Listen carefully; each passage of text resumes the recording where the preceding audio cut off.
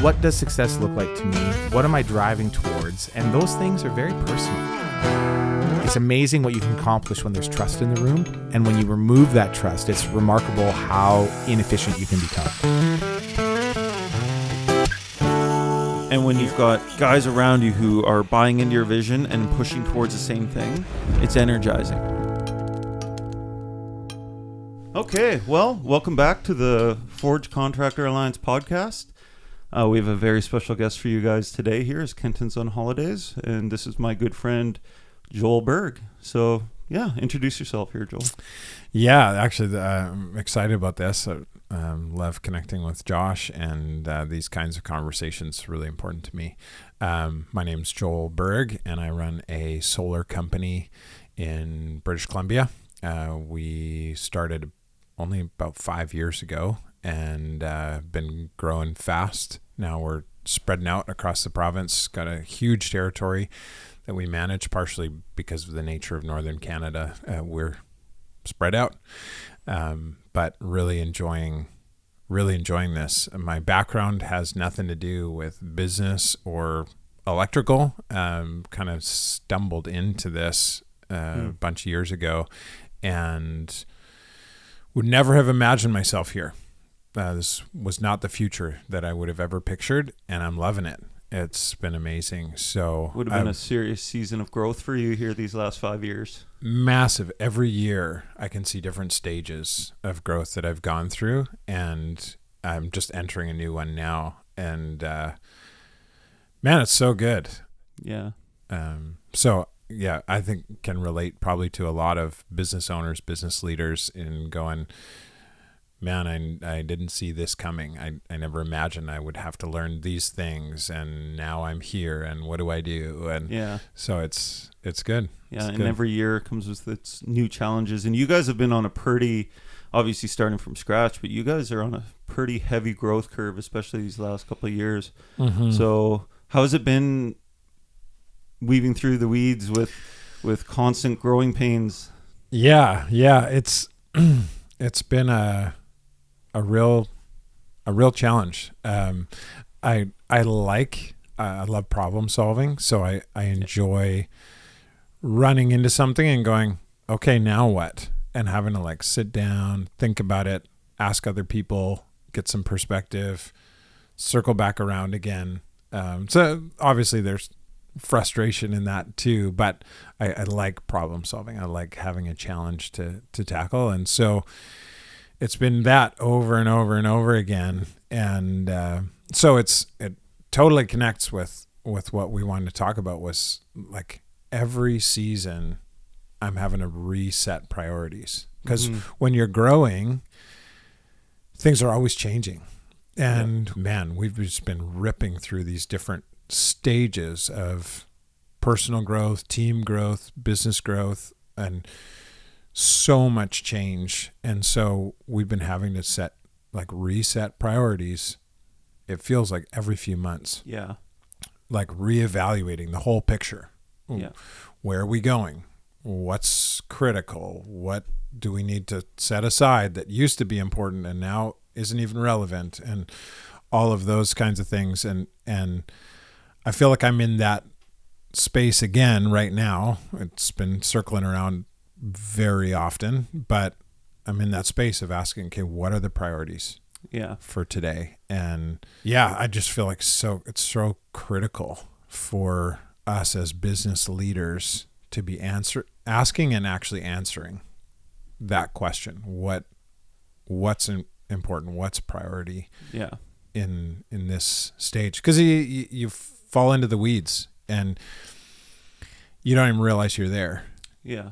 And the people who really grow, the people who really overcome and go places, are the people who climb out of the weeds and ask that question. Yeah. So like, put it into context a little bit. With your company, you've got a small partnership group that put your solar company together with you. Mm-hmm. So year one, what did that look like? Did you have a team and a strategic plan in place, or were you just the guy who wore all the hats and just was winging it? Yeah. So year one, it was basically two of us, me and one of my business partners, and we we wore all the hats. I did everything from.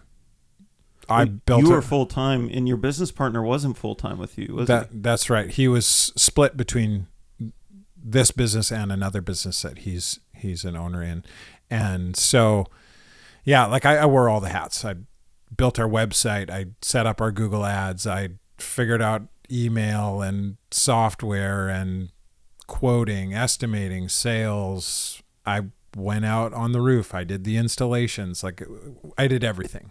Wow. And it was fun because it was a lot of learning. Everything was new. It felt exciting because we were landing our first jobs and all of that. It was a good season. Yeah. So in that season though, did you even have to think of what your priorities were, or was it just what's right in front of you? I totally did. I didn't have a good frame for thinking about that. I absolutely had to think through priorities though, because it was like stuff would come up. Like I had such a massive list of things to tackle when we first started. It was like, we need a brand. We need an email address. We need a website. We need advertising. We need to decide what tools we're going to use. What are we doing for service vehicle? What are we, what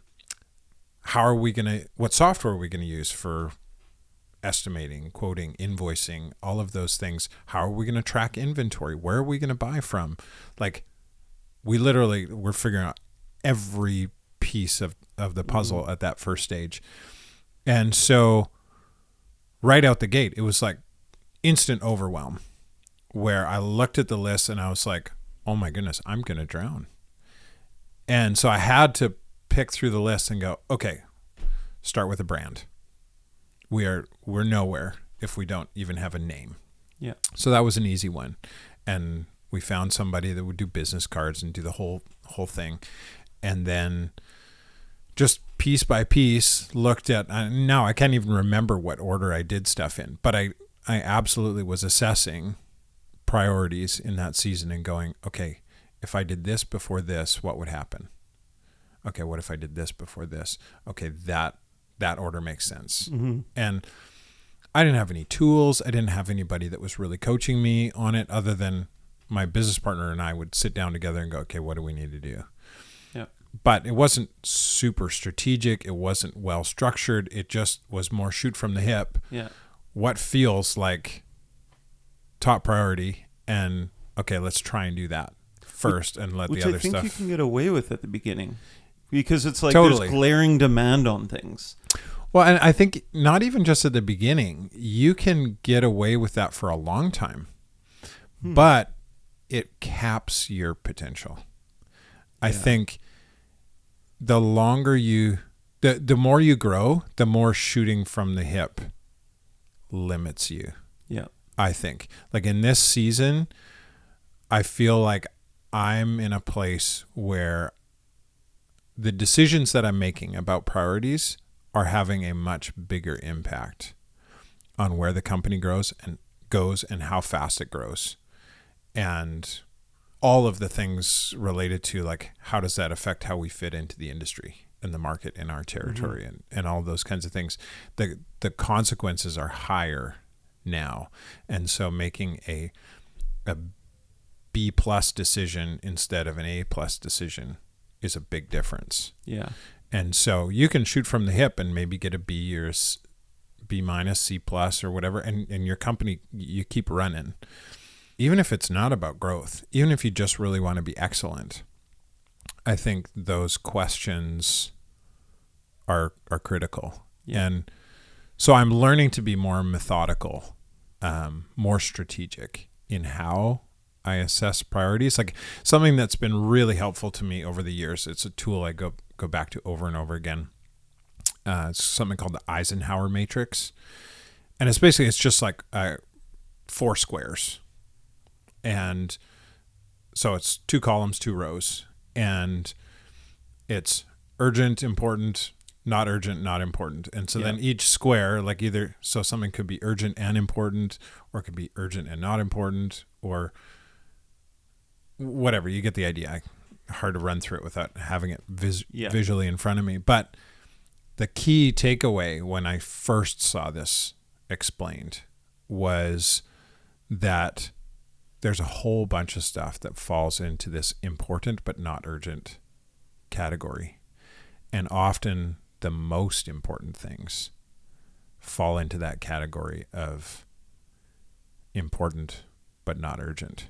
Yeah. And where this really hit me, actually this connects to you, because it was because of you. We had a conversation probably 2 years ago or something, and you asked me, Joel, what conferences are you going to this year? Mm-hmm. And I said, none. I don't have time for that. Yeah. And you looked at me like I was a little bit lost, and you said, dude, you've got to go to conferences.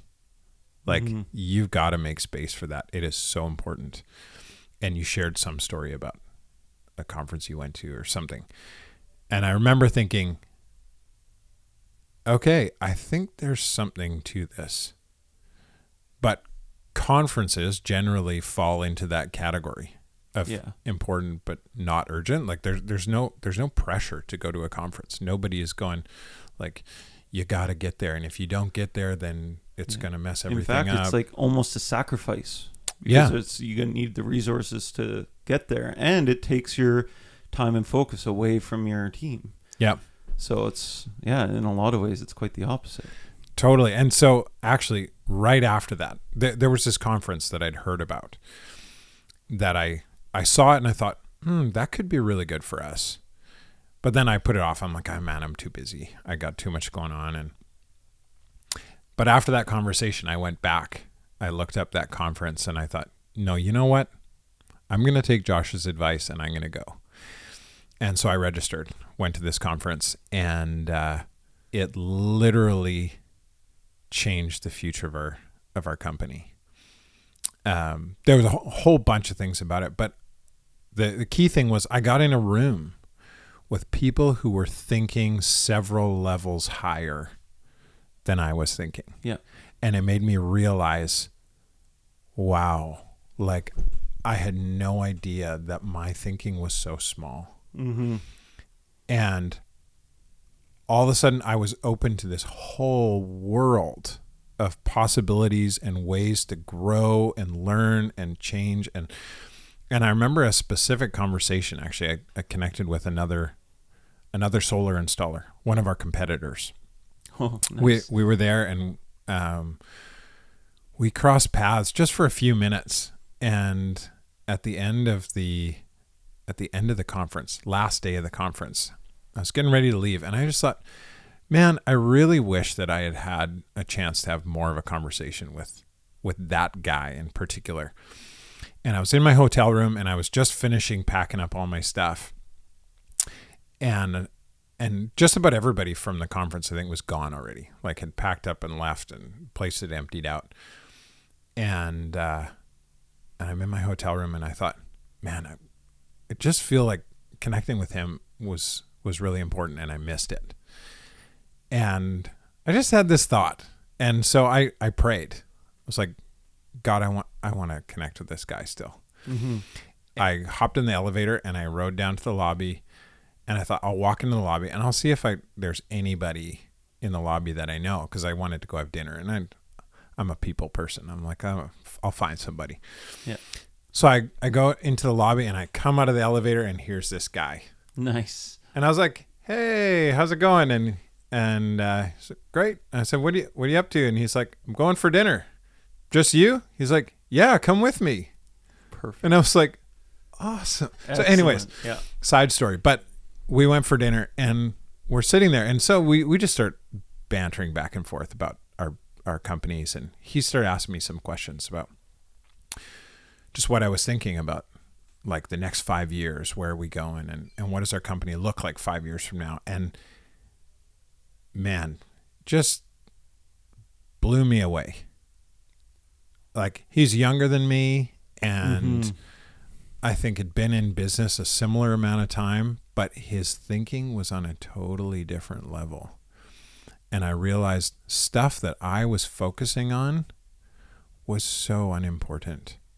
And there was really critical questions, decisions, these other things that I was giving no attention to that actually were the things that would determine where we were going to land 5 years from now. Yes.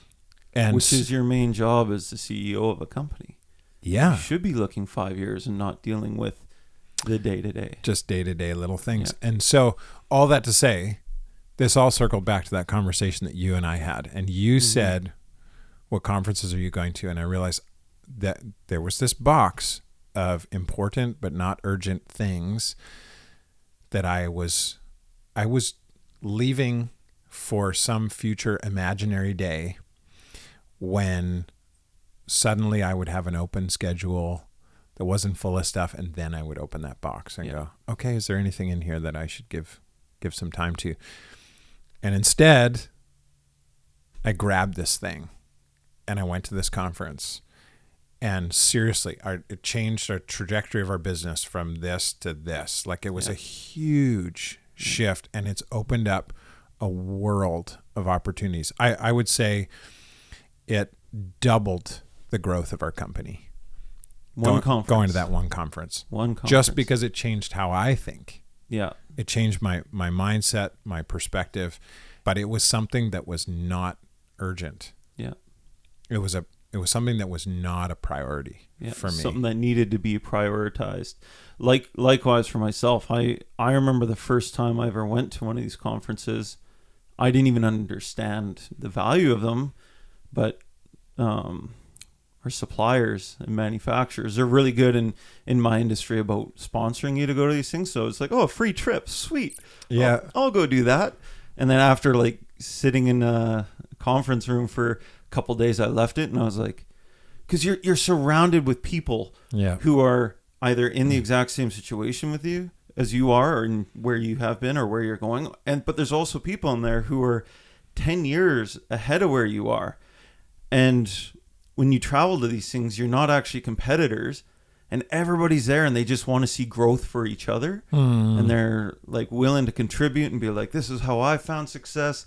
You should change your thinking on this. Yeah. And it's just like, it's such a life-giving way to challenge your own perspective and grow as a CEO. And so for me personally, through those experiences, and which probably what led to the conversation we had, is just like, I need to prioritize going to conferences, networking, building relationships outside of my own community, and because that's something that's going to enable me as a business leader to grow in. If I don't grow, my business isn't going to grow. So these things need to be a priority. And I think I was thinking about, like, what are the keys? What's helped me determine priorities? Because I really struggle with it. Like, even I'll make a list of all these things, put them on paper, put it on the table in front of me, and I'll go, okay, what should be priority? And I go, I'm not sure. Like, sometimes it's just really hard. Everything feels important. But is this a priority that you should be handling it? Or is it also like, should this even be in my job role to begin with, and I should just delegate this to somebody? Well, see, that's an important question, because like, when you got this huge list of things, maybe a bunch of them are important, but it doesn't mean that I need to tackle them. But one of the things that's been really helpful for me in deciding what's priority is just getting outside perspective.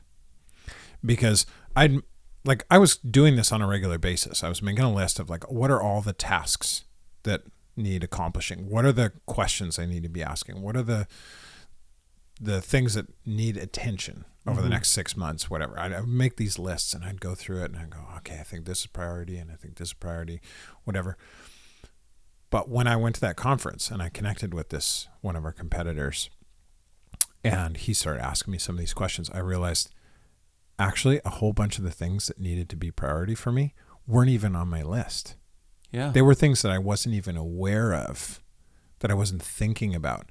And so I think a real key in determining priorities for any business, for any leader, is actually getting outside perspective. Yeah. And it's part of why I think conferences are so valuable, because it's one of the few places where you can rub shoulders with other people that are in a similar role, in similar spaces, and you can glean from them, whether they're intentionally giving it to you or not.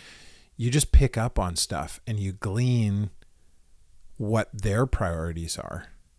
And it helps awaken you to the things that you weren't thinking about, or the things that you were thinking about, but then you realize in those moments as you're listening to these other conversations, you go, actually, that needs to move up my list. Yeah. In terms of how much importance I'm giving to that thing. And so outside perspective, you can also get that from books, podcasts. I find the same kind of thing. If I just get some input from a great book. There's input, but there's also something super special about being like sitting around a table with people who are, again, like, we're all at a conference, or you're in a peer group. Peer groups are another great example of this because you're working on the same material. Yeah. And you're in this round table, and it's not just you trying to take information. And like, I love books. We've read a lot of similar books, and huge part of the change in my trajectory with my business. But there's just something that's so next level when you take that kind of information and you're like, what did you think about it? Oh, you got that perspective. I didn't even think about it like that. Yeah. And, oh, well, you're at this level. Oh, I would take this approach. And when you're, again, just have this synergy of other people going and growing through the exact same circumstances and working through and giving different perspectives, I always leave those conversations just amped. Yes. And sometimes almost a little beat down because I remember the first major roofing specific conference I went to, they were almost like, what? You're doing it like that? Oh, like you need to change your approach. And it kind of made me realize my systems and processes in a lot of ways were in the Stone Age. And I had no idea. Yeah. But I needed those people to look and be like, oh man, when I change this thing in my company, I 10x'd. Yeah. And you can just sometimes, you're not going to get that perspective unless you're going to these communities, these conferences, peer groups, and having these roundtable conversations with other people who are going through the same day-to-day challenges that you are. Yeah. And I think some of it is connected to personality too. Like, I think for me, and I think you're similar, is we're people. Like, we love the synergy of a conversation. Yeah. And so for me, I really struggle to process anything by myself. Like if I sit down, I got 2 hours of silence and I just want to like work through, okay, what are my priorities? Man, it's like beating my head against the wall. Same. I get lost in my own my own thoughts. One of the keys that I've found that's really helped me with strategizing, prioritizing, any of those kind of higher level thinking kinds of things is involving other people. Yeah. I do 3 times as well in thinking about what my priorities should be if I'm in conversation with you as I do sitting in my office by myself. Yeah. Even if it's like perfect conditions, silence, no interruptions, whatever the things are, I am so much better at ironing those things out in conversation with another person. And so I think this is where a lot of business owners and leaders fall down, is not just that it's not so much that they're not making time to try and prioritize, but actually we've got these ideas, and I don't know where we got them, but a lot of, I think, business owners and leaders have this idea that because it's my responsibility as the CEO to set priorities, then that means that I need to do it by myself. Yeah. And some people function great this way. An hour of silence by themselves, awesome. They can just hammer some stuff out and they think pretty clearly. But I think a lot of us, we need to think more creatively about what kind of environment is going to help me do this. Yeah. And so I actually, and I could implement this better myself still. But if I want to set priorities for the next 3 months, actually one of the best moves that I could make is take you for coffee. Yeah. It sounds counterintuitive, but it's actually like if I sit down and I go, hey, these are the things that I'm processing. These are some of the decisions that I need to make. And here's some of the places I'm feeling stuck in trying to decide between this or this. man, an hour later, we're going to have 10 times the clarity that we would if I spent an hour in my office. So when you're doing that, would you say it's better to do that with people outside of your organization that you're trying to set the priorities for? Or is that something you, as the CEO, want to bring your team into? Or a bit of both? I would say both. Yeah, like I'm having conversations in our team on a continuous basis that are along these lines. But then there's points at which key decisions need to be made. And sometimes I think a lot of times I think actually it's good to get outside of the organization. And because it's kind of like a fish doesn't know it's wet. Like when you're in the thing, you don't see what you don't see. Yeah. And so keeping things in the team all the time, like you might all have the same blind spots.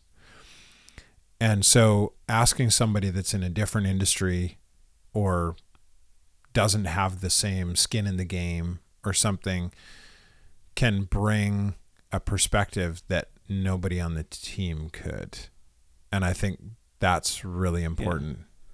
Arguably, they should be in a similar role to what you're doing and trying to accomplish and have experience or been through the same trials, would you say? Or can it be something you can talk through with almost anybody? I think it depends on the goal. Like I think with certain people I sit down and I'm looking actually to get their wisdom. Like, what do you think? And when you say something, I'm going to give it a lot of weight. There's certain people that I do that with. Then I want them to be people who are like really well experienced, probably in a similar kind of industry as me, people who have a decent understanding of what my business is, those kinds of things. But then there's other things where, for me, sometimes I just need to verbally process.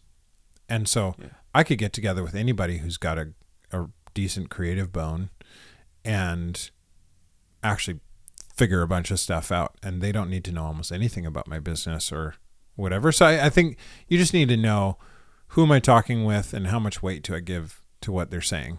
And just depends. Yeah, that definitely makes sense. Going back to the conference thing. Yeah.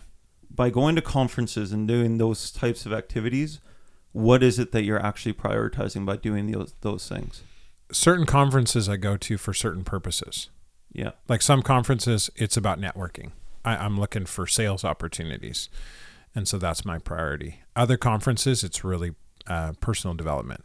Yeah. I'm looking to connect with this group of people because I'm expecting personally to grow from the conversations that happen. I think you're investing into growth into yourself and your company. And if you take I think your main team heads should be sent to these things too, because then you're investing into people. And I think that's where having a good understanding of what your role is really helps determine priorities. And like when you're in a CEO position and you know that your role, a large part of your role is team development, then that helps clarify what priorities, like what activities align with your priorities. But I think actually a big part of why people struggle with setting priorities for themselves in their business is being unsure of what their job even is. And I think I've been there over the last number of years, like because the hats that I'm wearing has changed so many times from day one, where I was the estimator, I was the salesman, I was the purchaser, I was the installer, I was the web guy, I was the marketing guy, like wearing all the hats. And as the company has grown and we've added more people to the team, now I've been shedding these hats. Okay, this hat goes now to this person and this hat goes to this person. So I've had to change my job description. As the role grows and changes, then the priorities change with it. And if you're not conscious of what your role is in this stage of your business, what is my job description? Then it's really hard to set priorities because you're going to be influenced and battered about by expectations. which may or may not align with what your job actually is. Because sometimes I'll have expectations on myself of things that need to happen in the business based on the job description that I had 10 months ago. Yeah. And I haven't mentally updated my job description to go, that's not my job anymore.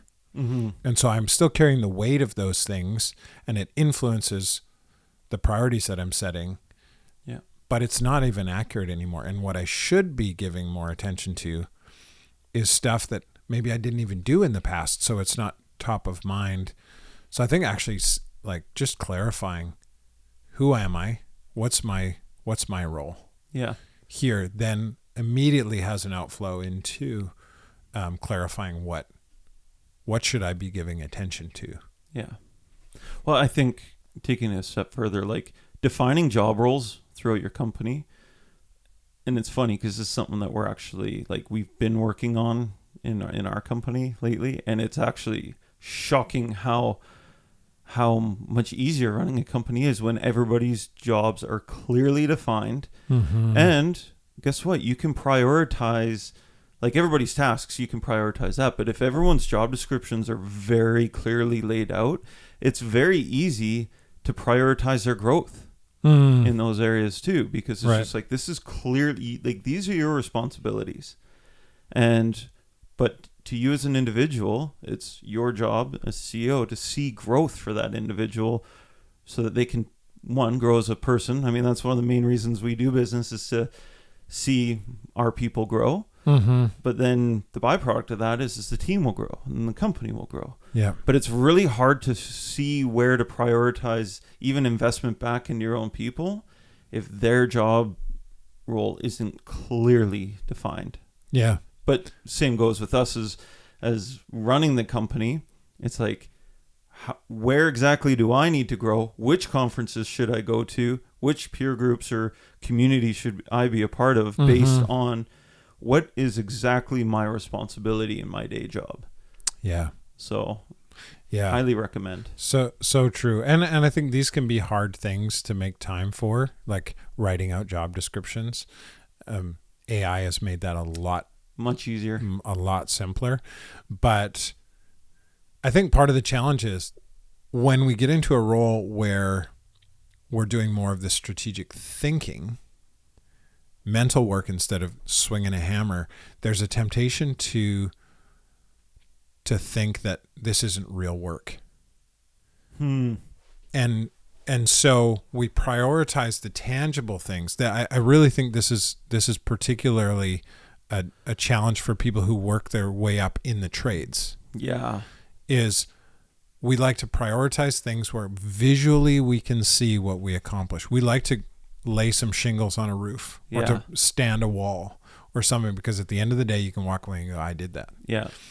But when you just map some stuff out on a piece of paper and you've got these words written down and you go home at the end of the day, you can be tempted to feel like, man, did I even do anything? Yeah. Well, and your main job is to hold meetings and hold people accountable and be hitting goals and hitting markers. In all honesty, this is something I struggle with the most in my role. And it's not, okay, yes, I totally agree with you. There's nothing more satisfying in my job than putting the tools on, being part of the crew, standing back at the end of the day, just being like, yes, we did that. Yeah. And then having the conversation with the homeowner. Definitely one of my favorite parts of my job. But the main reason I keep getting pulled back into that is because I honestly, it's almost like an insecurity where it's just like, I don't want to be the guy telling my guys what to do and forcing production and making all this happen if I'm not willing to do it yourself. There's a disconnect there with a lot of companies and their crews where you got the office staff and you got the guys actually doing the work. Yeah. And sometimes if you don't build a bridge between those two, I just find I highly prioritize actually being a part of the crew. And that's my way of building that bridge. Yeah. Where I should be actually doing my job, running the company. And like, I'll always go on the roof. I just always will. I love it. I love being with the guys. And I think it's really healthy to just, have boots on the ground once in a while. Yeah. But I definitely way over prioritize it right now because I just feel like I don't want the guys to think that, it's more about my image to my crews than it is the work being effective. Like I can train guys, I can contribute to the crew culture. There's definitely benefits to me being there. Yeah. But it's absolutely way too high on my priority list because I'm just worried about what my people think. Yeah. So, and I feel the same way in all kinds of things. And I catch myself, I often hear my wife's voice in my ear, saying, really? Because I'll say something. I'm like, well, I'm doing this because, if I don't, so-and-so is going to think that I such and such. yeah. And she goes, really? And I realized for me, a big struggle is often I imagine what other people are going to be thinking, and they're not even necessarily thinking of it. Like most people think about you at 10% as much as you think they're thinking about you. And we can have our priorities set by other people by imagination, which I think is so, it's fascinating. Yeah. Because we can imagine, like I can imagine one of my employees or one of my business partners has a certain thought. And maybe that thought has never even occurred to them, but my imagination of them having that thought suddenly sets my priorities for the day. But can I take it a step further? Yeah. Does it matter what they think? Well, see, this is the point. Like, even if they are having that thought, it's just like, is it our job to worry about what, like, and this is what I struggle with, because it's just like, for the sake of culture and motivation and inspiration, in some ways, yes. But in some ways, are we overthinking it to the point where we're setting our priorities way out of whack more to appease our people than it is to actually be doing what would make us effective and what would, like, if we do our job role well, it'll radically improve our stakeholders' position, give them opportunity. Like, but we got to just actually keep our priorities straight and stay on task. And that's the point, is that if we are not being really conscious of what our priorities are, what they should be, then they will be set by those things. Yeah. Because our brain doesn't just shut off and stop being influenced when we're not intentionally in a decision-making space. And so if we're not intentionally setting the direction and going, this is what's important and this is what I'm going to do with my time, then all throughout the day, these just thoughts that flow through our head, these imaginary scenarios, they are going to shift us left or right or up or down, whatever, based on how we're feeling about the day and a sideways comment that somebody made that they weren't even thinking what we thought they were thinking, but it changes us. Yeah. And it could steer the ship of our company if we're not having these intentional, call them rudder sessions, where we sit down and we go, this is where we're steering. Yeah. Because the ship's moving and it's gonna go where it goes. And if we are not intentionally setting the direction, if we are not strategically making space to determine what our priorities are, then where's it going? Yeah, regularly checking in on that, but also being strategic about what we're setting our priorities on and not letting our outside influence affect what we're choosing to set as our top priorities. Yeah. It's one thing to like write down your priorities and have a plan. There's also the factor of like sticking to that day to day when all the fires start coming up and you're getting phone calls. And so I'm just making the argument, I would say, that if your job definitions aren't very clearly laid out, good luck staying on your priorities. Yeah, I think that's a real challenge. Like, I think there's the challenge of setting the priorities, figuring out what's important, but then there's the challenge of following through on the priorities. And because there's all these other things that'll like I was saying before, there's that Eisenhower matrix. Yeah. Urgent, not important, urgent and important, not urgent, not important, etc. The urgent things are typically the things that get attention. It's the things that are banging on the door saying, look at me. And shutting those things down is one of the major challenges. And I think the clearer we are on what our priorities are and why they're important, the easier it is to say no to the other stuff, even if it's banging on the door. And so I think that's why it's so critical to build this into the rhythm of a leader's life, is not doing this once a year, but actually doing it on a regular basis. I'm doing this business owner development program right now. And I do a weekly call. Every Monday morning, we do a call, and it's essentially a bunch of us business owners that get together and on a call. So we're all doing it at the same time because I need that. I'm not good at making this happen by myself. We work through an exercise of looking ahead at this week and going, what are the 3 strategic results that I need to see by the end of the week? Nice. What are the key conversations that need to happen? And we map all this stuff out. And if I do that once every 6 months, that doesn't help me on Tuesday when Bob calls me and says, such and such fire is burning and you need to come put it out. Yeah. But if I decided on Monday, this is what's happening this week and this is how I'm going to make sure that these things get done, then on Tuesday when I get the phone call saying, you need to change all of your plans for today to deal with such and such, I can go, no, I decided yesterday this is what needs to happen this week. And if I do that, it's going to wreck this. Yeah, this is my priorities. So it's much easier for me to pass that on to somebody else or to whatever needs to happen. And so I think making it a rhythm, not just here's my priorities for 2025. Yeah. But actually break that down. Okay, here's the priorities for 2025. That means that this week, this is what I'm giving attention to. And being clear, this is what I'm giving attention to this week. This is what I want to see accomplished. So what you're saying is like getting into a weekly habit, weekly rhythm, you say, is kind of the sweet spot where you should be defining your priorities for that week? Yeah, like what I would say is things got to be broken down into usable measurements.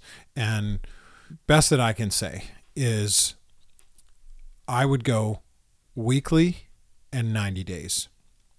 There's something about 90-day increments where you can get, like if you set, here's my strategic plan for the next 90 days, then you can get fired up about that. You can visualize it. You can start running on it and see, okay, here's what needs to be accomplished, and you're measuring your results and whatever. By the time you get to about 90 days, you're probably settling back into your normal ruts of your old habits, whatever. Yeah. And so having a new refresher where it's like, okay, now we're going to look at the next 90 days, I think helps just reignite that fire on a rhythm. But then it's got to be broken down to weekly, where it's like, what does this mean right here, right now? Because otherwise a 90-day goal, you just, okay, I'm going to work on all this stuff. And when I get to day 70, then I'll really focus on even if you don't consciously say that, that's typically how we operate is we go, well, man, I got 90 days to do this. So much time. We have lots of time to work on that. It's, okay, if you break it down into weekly things, what's my step towards that 90-day thing this week? Yeah.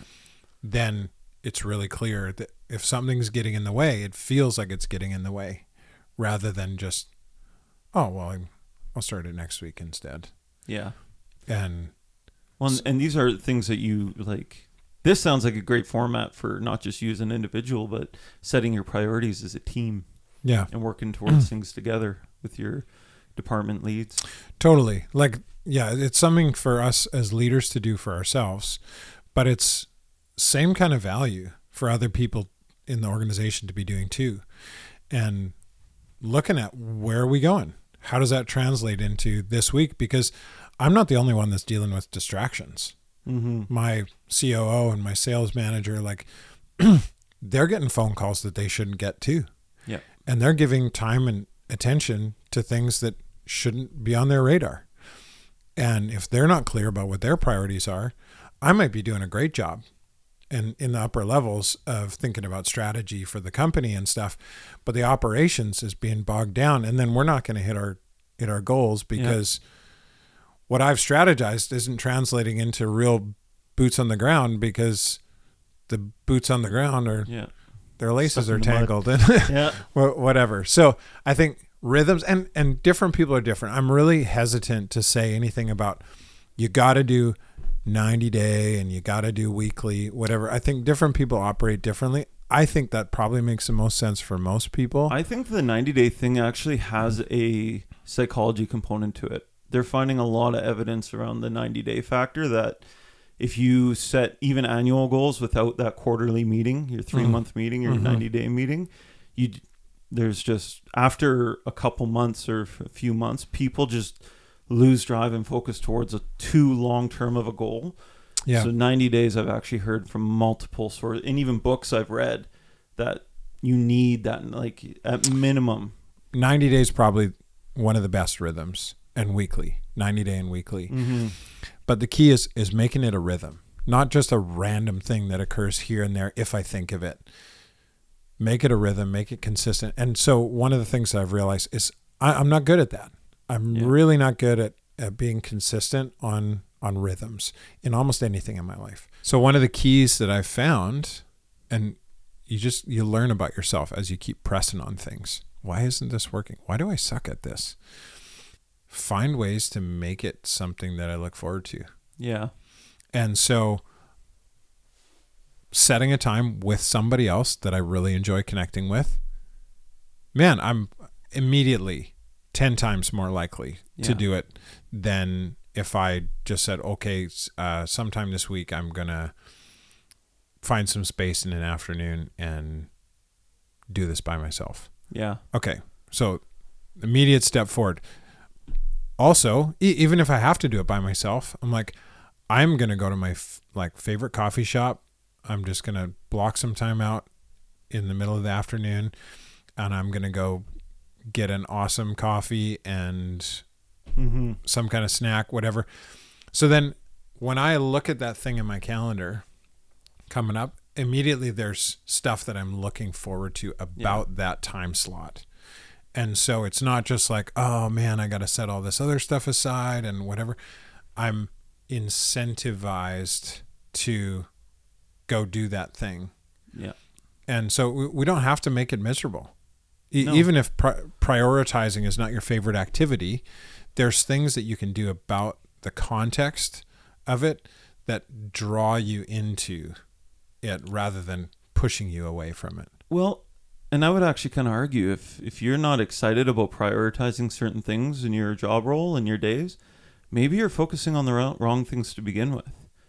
That's a great question. Like, why are we doing what we're doing if we're not, like, if we're actually loving what we're doing and want to be effective in our job roles, like, and that's a big part of setting your priorities is you should love what you're setting your priorities around.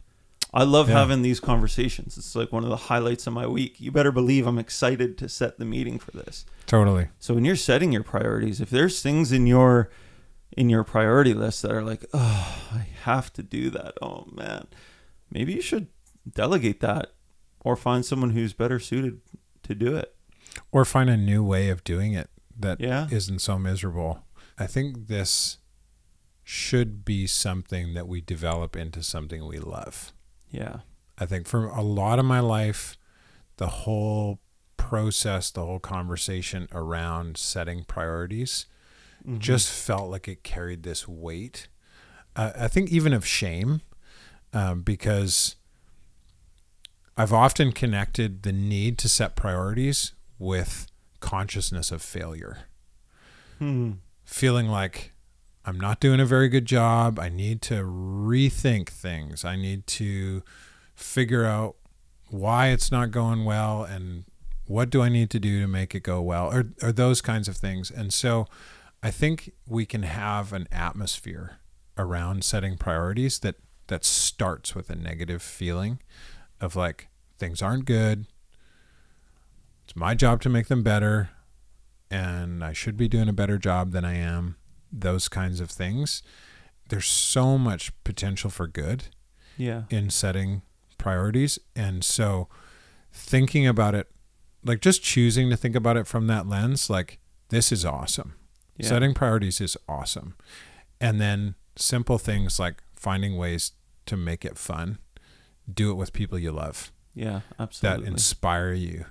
Get their perspective. Go to a great coffee shop. And like, man, if you're in a good headspace when you sit down to do this, man, it's going to take you to great places. Don't just set tasks and try and fill your schedule and be busy. Mm-hmm. What are the things that my attention will actually make a difference on, aside from just staying busy? Yeah. Because I don't want to just be busy. I want to be effective in what I'm doing. Mm-hmm. So, yeah. Oh, that's great. Well, Joel, I appreciate you coming in and having a chat. Such a pleasure. Yeah. Yeah. And you'll be back for the next one too. So I'm excited. Looking forward to it. Thanks everyone for joining us. Yeah, thanks.